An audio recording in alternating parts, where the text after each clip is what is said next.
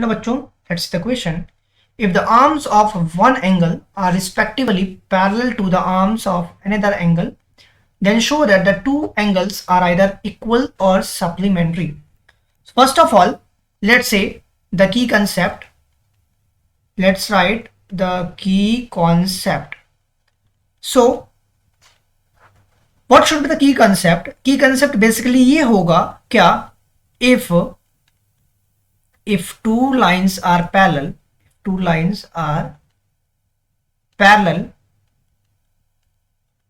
there exist, तो वहां पे क्या होगा, there exist alternate angle, और ये alternate angle एग्जिस्ट करता है क्योंकि वहां पे ट्रांसवर्जल हमने या बेसिकली ड्रॉ कर लेते हैं दो पैरेलल लाइन के बीच में. So first of all let's come to the point. इस स्टेटमेंट के हेल्प से let's draw the figure. Let's say मेरे पास एक ये लाइंस है और एक ये लाइन है. Let's say these are my two lines.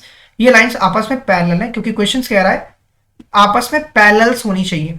Arms of one angle, एक एंगल्स का आर्म बेसिकली दूसरे एंगल्स के आर्म्स के पैरेलल. मतलब मैंने एक ये एंगल ऐसे ड्रॉ किया, दिस इज फर्स्ट एंगल और दिस इज सेकेंड एंगल. दोनों एंगल्स के आर्म्स आपस में पैरेलल हो. देन मैंने इसको एक्सिट कर लिया लाइक दिस एक पॉइंट ई पर.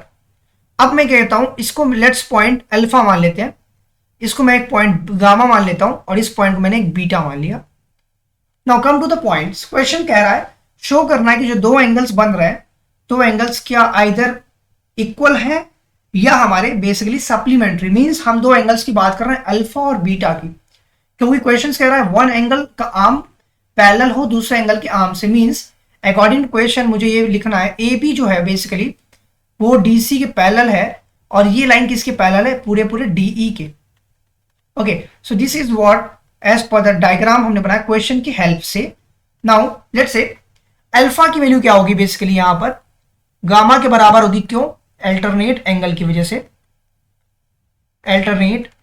से अल्फा और गामा आपस में बराबर हो गए.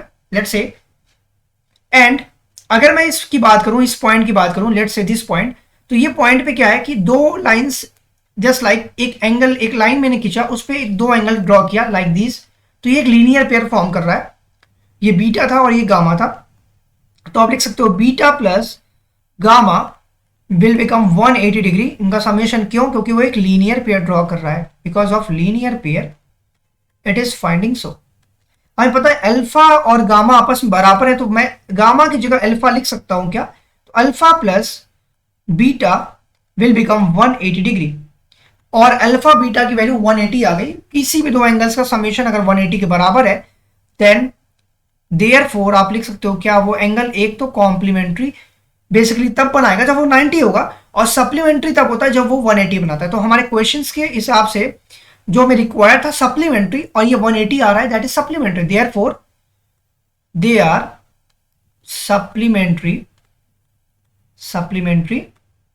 एंगल्स. वो आपस में सप्लीमेंट्री बना रहे हैं. एंड क्या अल्फा और बीटा आपस में बराबर है? बिल्कुल, अल्फा और बीटा आपस में बराबर होंगे. वो ऐसा इसलिए होगा क्योंकि गामा की वैल्यू क्या है, अल्फा के बराबर है.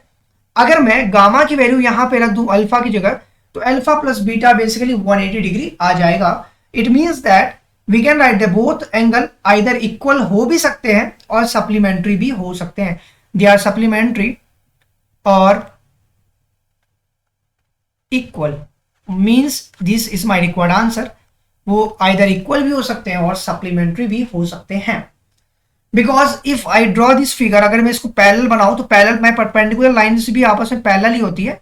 तो अगर मैं ऐसे ड्रॉ करूंगा तो ये 90 हो जाएगा, दोनों एंगल 90 और फिर से वो सप्लीमेंट्री बना रहा है और पैरेलल भी है आपस में और इक्वल भी है. इट मींस दैट वो आइदर इक्वल भी हो सकता है और सप्लीमेंट्री भी हो सकता है. I hope this is clear to you all. Thank you very much for watching this video.